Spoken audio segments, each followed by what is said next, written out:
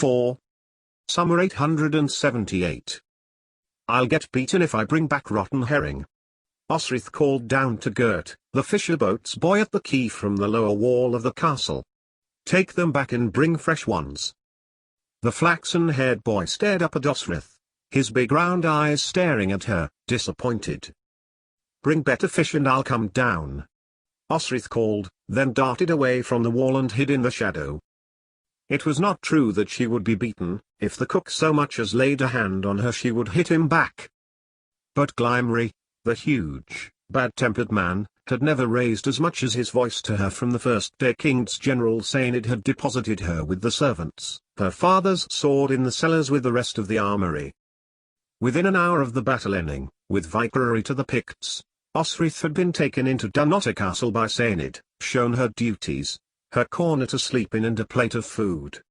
Osrith had found that near her corner a loose floorboard led to an underground spring, a loose stone at the bottom of which was large enough to hide her silver. That had been over a year ago. It had taken Osrith several weeks of sleepless nights to realize that she was not being followed, nor would be found out as a missing girl from the noble family at Bibbenberg. It had taken her a few more to speak to the servants. Osrith had kept silent for a long time, listening to the words within the castle, so like English, yet, just out of reach. At first, many thought she was dumb, but Glimmery and the woman in charge of the household, Elasade, found she picked things up quickly, and in no time she was speaking the Pictish tongue and, by listening to the nobility, by finding little places to hide and observe the happenings in her new home, Glig 2. 4. Osrith soon found out, when she had been elevated to position of companion to Constantine, the royal family, though Pictish, followed the Dulriadan traditions, as established by Constantine's grandfather Sainid Macalpin, and had accepted the throne when no suitable ruler presented themselves, the last being killed by the Norwegian blade of Ivar the Boneless. It had taken Osrith several weeks to become accustomed to her life in Dunnottar, the monastery of Kuldis over the river, an ever-constant reminder that she had fled Bibbenberg, and she forced herself into invisibility, performing her duties, however tedious, however horrible, without fuss or favor. She had escaped once, and it was only a matter of time, if things got difficult, that she could plan her escape again. The castle cook was ever her defender, and took her side against Elasade if ever there was a dispute, and Osrith liked him. She did as he told her, and never complained even when there were gizzards to pull from game birds, and he fed her well, and rewarded her with time off, or gifted her easy jobs. Osrith's favorite of these was going to market half a mile up the Dee early in the morning, when the mist was lifting from the river and traders and merchants were just opening.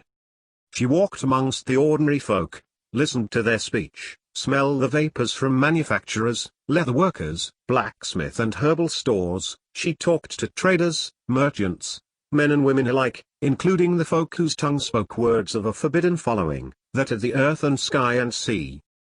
When she'd asked Glimmery what it was, he told her in his gruff manner, that it was paganism, not that of the Norse and Danes, but of long ago in the land, and that to practice it was forbidden by the king.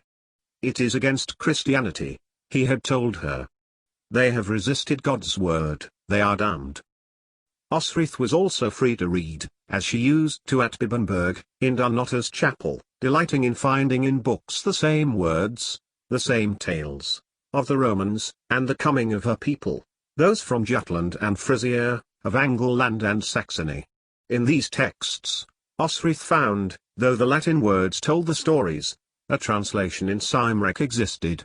And, Osrith realized, these Latin missives, letters and historical accounts were shared between monastery, cathedral and chapel as holy people gossiped with one another from kingdom after kingdom. Somewhere, Osrith imagined, comfortingly, if Father Bowker was still alive, he might be reading the same history just then as she was. Osrith could make out a little, but of what she could read, the text made it clear the godly Gaels, Picts and Cymric should turn their efforts to the barbarian pagans, the Angles and Saxons, and all should be done to eliminate their kind. But Osrith's favourite time of the week was when the Frisian fishing traders, who brought the castle its fish, tied up at the castle's harbour. Since English and Frisian were so alike, Osrith had found she could converse without difficulty with them, and asked them about the weather, their catches, other places they traded. Alf, the older boy of the two, who were learning their trade from their fathers, had once scared her by shouting at her when she had been sent back with fish that the cook said was rotten. The second time, when Alf reached out to grab her, Osrith had charged at him, thrown him onto the seaweedy stone of the harbour and given him a black eye. She had had to be pulled off by his father and his uncle, who laughed at the boy for being hit by a girl. From high up in Tby ramparts the royal guards had laughed too, at her ferocity. Since then, Alf had refused to land at the harbour if Osrith was there, and Gert, the younger boy, had been sent with the castle's fish. Gert liked Osrith and would have given her the fish free if she'd have asked, just to have spoken to her, something which Osrith found amusing, and caused Constantine to sulk. Constantine, who spent most of his day when he was not studying or practicing sword skills, followed Osrith around, much to her annoyance, chose the days she had spent in Gert's easy company to enact cruel tricks on her. He would steal her food and giving it to the horses. He would throw his night bucket at her or foul a passage with it that she had spent the afternoon cleaning. He would perennially lean over railings and around corners pulling her hair.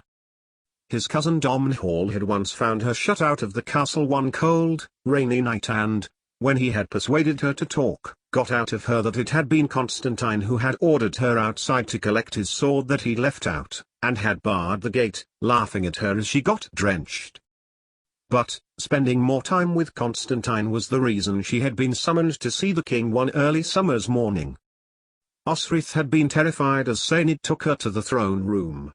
Had they found out that she was really Edra of Bibbenberg, and had they struck a deal with her uncle Elfric to have her back?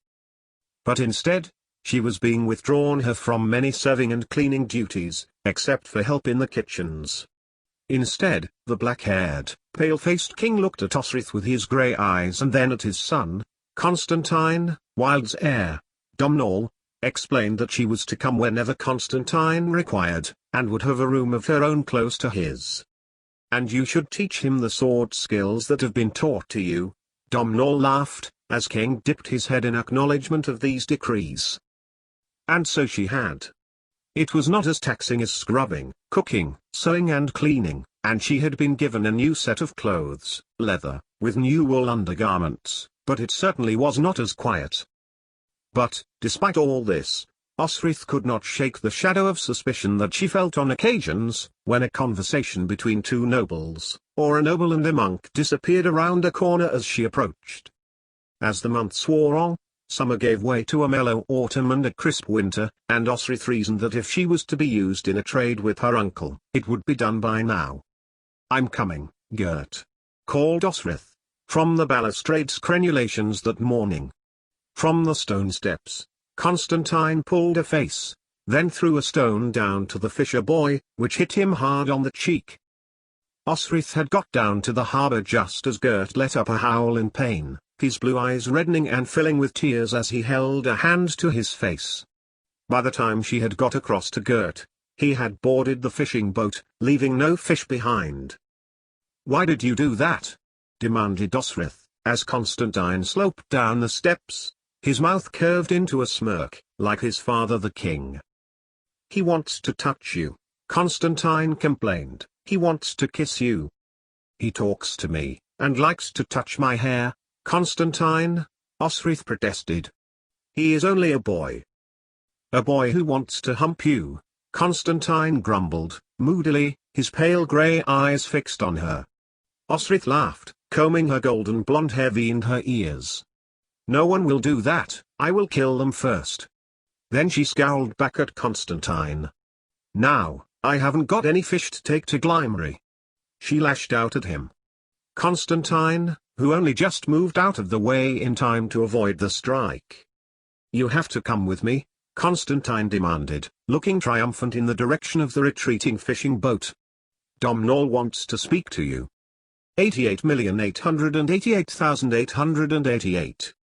Down the dark stone passages Osrith strode, following Constantine, his black hair whipping behind him like a snake. They passed the stones within the castle's walls, on which the strange markings of swirl animals and men in armor fighting a battle had been carved. Pictish writing. Constantine had once sneered at her. I can read it, you cannot. But Osrith had stopped to look at them many times, tracing the patterns with her fingers. Elasade had mocked her when Osrith had told her the reason why she was so long cleaning the passage and had explained that reading the pictures was a case of looking at them and remembering the stories of that history, in a rhyme or poem or song. Why did Domnall want to see her? Osrith wondered as Constantine crossed the inner courtyard towards the royal rooms, clearly enjoying her discomfort. Maybe he was angry that she had continued Constantine's battle when the boy had stumbled. That would explain Constantine's triumph. You have skill with that blade of yours, Sainid, the head of King's household guard had told, after she had come across the practice battle between Domnall and Constantine on her way back from the market. Osrith scooped up Constantine's blade which had skittered over the stones when Constantine had stumbled and missed in a parry. Go on, Domnall had encouraged, as she held it as she had been taught, by Sir Brit, to the amusement of the Bibbenburg household guard and to the disapproval of Father Boker. Osrith had deflected, ducked and moved fast enough to tie the heir to the throne, as Sainid looked on amused, and Constantine scowled at her. You should teach Constantine, Domnall had told her, and Sainid had asked her who had taught her. My father, Osrith had lied. Though we were poor, he believed I and my brother should be taught the same. We both could die at the hands of the Danes and I should have the skill to keep myself alive. Your father sounds like a good man, Sainid had told her, kindly. It is a pity that your family died at the great battle. But he hadn't, of course, Osrith had to remind herself. Though she kept up the pretense as if it were truth, when she went to bed at night Osrith always prayed for Uhtred, for her baby brother, her uncle's child when he married her mother, and for Father Boker, praying to God for their souls, for their lives. For her to see them again. Come on, Constantine sneered, holding open the door to the royal rooms. Osrith barely came to this part of the castle and, through the open door the opulence of goods from near and far-off lands. She might have known Constantine's manners would have come at a cost. As she stepped over the door frame he stuck his foot out and Osrith went sprawling on the hard stone floor. Don't speak to that boy again, Constantine insisted, imperiously, and Osrith struggled to her feet and hurried after him as he approached the priceless inner door made of dense ebony wood. Osrith had tried to teach Constantine the skills she knew. If he turned up at all at the appointed time, the royal prince would spend most of the time sulking or, if he did try to fight her, gave up within a few minutes. As such, he would rarely win and would sulk at her, and trick her spitefully if she won, as she invariably did, his favorite one being to shut her out on the window ledge of his room having by ordering Osrith to close the shutters. The first time, Osrith had nearly frozen to death as it had begun to snow, and she had let him win the battles a few times. But her lack of effort had been noticed by Sainid, who had reported this to Domnall. The usually even-tempered Domnall had shouted at Osrith for a long time, reminding her of her place and threatened to turn her out of the castle if she would not fight properly. It had been he who, one sleety night, had discovered Constantine's trick and had beaten him for his unkindness before taking a shivering Osrith in, the truth of why she had avoided fighting coming out, and Constantine got another lambing. The dueling had continued, with Osrith offering excellent opposition to Constantine. But the boy, a year younger than Osrith, was too often bettered in the beginning, by a swift and cunning Osrith. Yet, as he grew, Constantine's strength turned the battles to his favor and he delighted in, if Osrith felt tired, or her aches in her lower stomach and back had caused her to be less lithe than she would ordinarily be, pressing his victory hard. Sainid would intervene, when he hit her in defeat, and Domnall would be told, his displeasure at Constantine's dishonorable behavior being heard through even Donatus 3 feet thick walls. Constantine banged hard on the thick dark wood of the throne room's door. It opened immediately. Osrith felt self-conscious in the presence of the splendor within. Her hair was disheveled from the wind by the key, and she was wearing her old clothes, in which she did her household jobs. By contrast, the throne room was paneled in the same thick ebony wood, its richness picked put by tall candles which flashed off the rich wool fabric that hung around the throne. And there, In the very center of the room, Constantine's father, king of the Picts, stared at her. She sighed, fear seeping into her now. Did he suspect her? Osrith worried, as her pulse quickened as her heart rate increased and she lowered her head deferentially, as a peasant might, trembling and shaking, trying to display as much fear as she could, most of it genuine. We are given to understand that you oppose my son in his sword work. Osrith could not help but look up, her eyes resting on those of the king, the same pale grey eyes resting on her as Constantine's did, as if stripping layers from her mind and examining her very darkest and deepest secrets. She nodded. Osrith spoke her name slowly. You may be wondering why I asked to see you. Osrith said nothing, but dipped her head and looked at the floor, bowing to the king of the Picts. Constantine, I am ashamed to say, does not make any effort to learn your excellent skills, nor learn much else, a habit that has come to the attention of my general Saynid. Here it came, Osrith thought, feeling fear run through her. She flexed her left hand. Though long healed, she was conscious of the arrow wound, which had penetrated right through and left Osrith unable to close it fully and a scar on both sides. I understand that you retrieved your father's sword from him before he and your family were killed at the great battle last year. Osrith continued to look down. Yes, your grace. Osrith spoke softly. Her father? What did know about him? Perhaps. No. Was the king really not confronting her about being Edra? Her mind had been filling with plans of escape, to get back to the kitchens to her corner when she'd been a servant. Reach into the spring retrieve her silver wait for Gert's family and pay her way out of Alba. You fought without fear when that Norseman threatened Constantine, I know, he added, as Osrith made to deny it. I saw you. That Norseman was the brother of Ivar the Boneless, of be named Sigurd, so, interjected, a smile playing at the corners of his lips, in the same way as when Constantine sneered at her. You know of whom I speak? Osrith bowed her head again. Yes, sir. The Norse threatened again. You, Osrith, are a bright, you learn fast and you have superb sword skill for a child of your age. Soon we will face them in battle. Constantine, he looked across to his son, who returned his father's gaze, must be ready to fight. You will by his side from the moment he awakes to the moment he sleeps. You will attend his lessons, eat at his table and, most importantly, you will teach my son the sword work that you know. In this aspect, you have authority over him. Osrith hesitated. She was to teach her unwilling tormentor all she knew about fighting? She looked across to Constantine, who was looking sullenly at his father. Constantine could fight, that was the thing. He was strong, and getting stronger the more he grew. Yet he lacked the experience to anticipate blows, a skill which could turn the fortune of any warrior and worse, lacked motivation.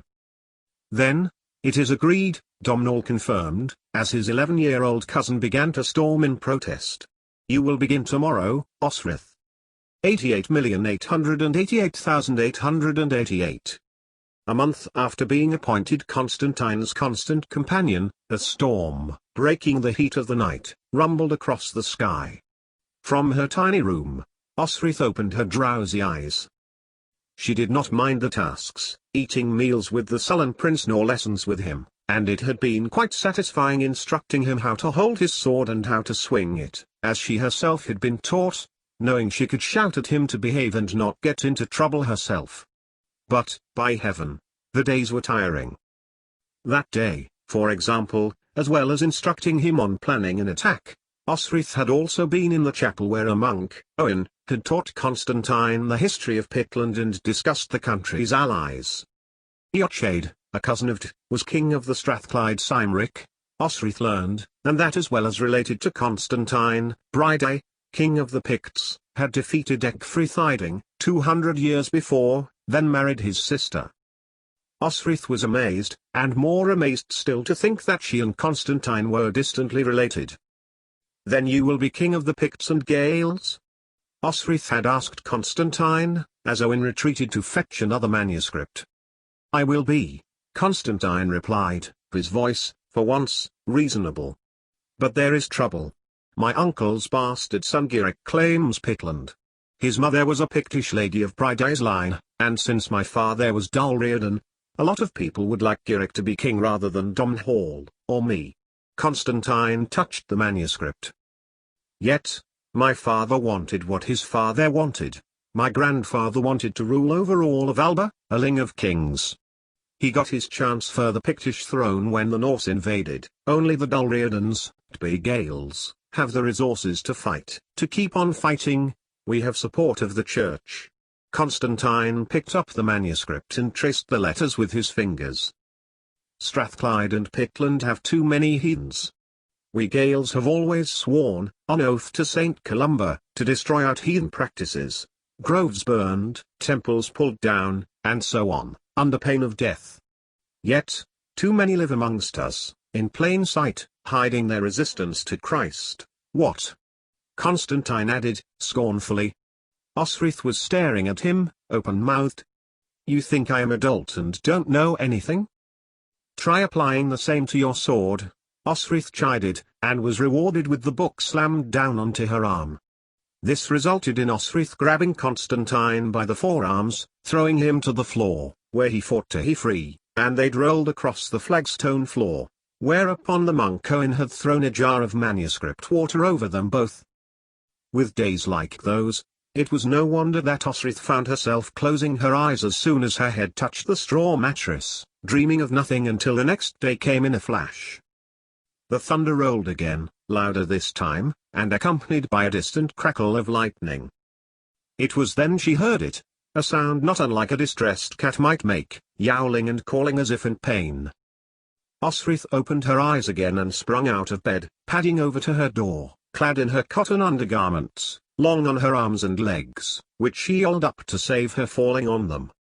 In the corridor, the noise sounded louder, and she crept, arm raised, ready to fight. The sound got louder as she reached Constantine's room, and Osrith put a hand to the iron ring that opened the latch. The noise came again, more pitiful this time, finishing with a yell as lightning flashed overhead, followed immediately by a roll of thunder. Osrith opened the door and looked around, alert. Last time she had heard noises in the night, Constantine had been hiding and had locked her in the privy for a day. But this time, Constantine was not hiding. Under the covers, a sobbing bawl cried put again as the storm exploded overhead once more. Osrith rushed over to him, sitting next to him and putting out a hand. The boy felt out for her, then took her hand, pushing back the covers little by little. His face was a mess of tears and terror, and he shrank as lightning and then thunder seemed to demand entry to his room. Osrith felt her heart go out to the boy, so sullen and sour most of the time. He was still only a child. She pulled the blankets down on one side of Constantine, and slipped in next to him, still holding his hand, saying nothing except, Oiakmuth, quietly by his ear, good night. It was next to each other hand in hand that Elasade, the head of the household staff, found them the next morning.